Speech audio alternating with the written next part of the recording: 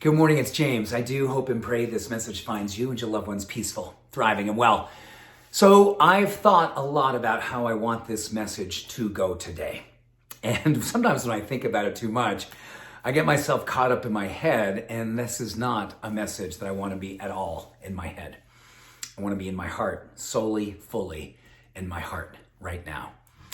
I want to talk about a word that may feel somewhat antithetical to what a lot of us are thinking we would want to be thinking about. I want to talk about gratitude right now, and I'm talking about it directly in relationship to what we're experiencing across the planet as we look at what's happening to Ukraine, to the people of Ukraine, the families, the kids.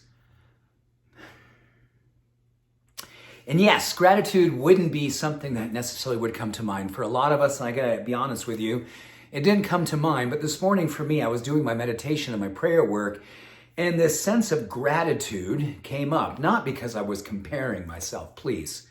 That's not what I was doing, but I was giving myself a sense of going, I'm grateful to feel everything that I'm feeling right now because I want to be that much alive, and I want to participate in prayer, and I want to participate in peaceful energy, and I want to participate in the type of social activism that I can participate in. So as I was finishing my prayer, my meditation work, I did some research on gratitude, and we've talked a lot about gratitude's relationship to sleep and eating healthier and all that kind of stuff, right? Really cool.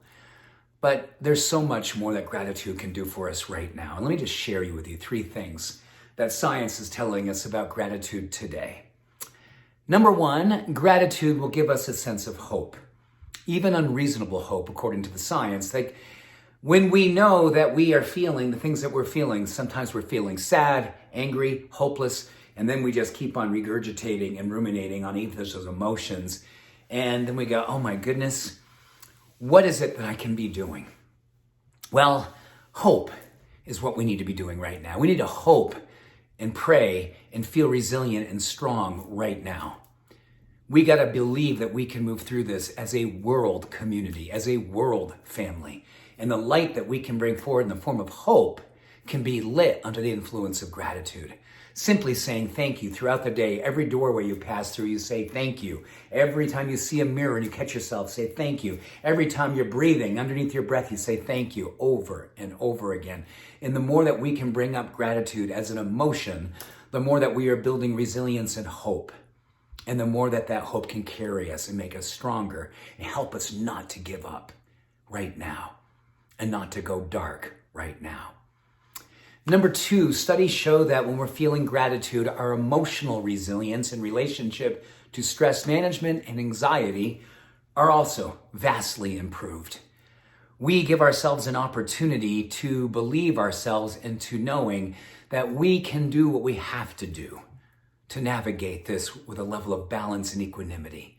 And when stress comes up, we can name it, we can tame it. When anxiety comes up, we don't run away from it, we understand where it's coming from, but we again come back to gratitude and say, I am grateful that I'm alive, I'm grateful that I feel, I'm grateful that I know. As I experience more and more that what it is that makes me feel this sense of possibility inside of me, it helps me build resilience to what's going on the outside of me. And the third thing that gratitude will do for us, it'll help our hearts to stay open. That's right. Gratitude literally helps with several different factors associated with inflammation, pain, emotion, everything that we're feeling right now. The centers of pain and physical, emotional pain can help to be mitigated or better managed. Our heart literally helps to lower the inflammatory markers that make us feel like that restriction and that sense of when we feel like our heart just can't handle anymore.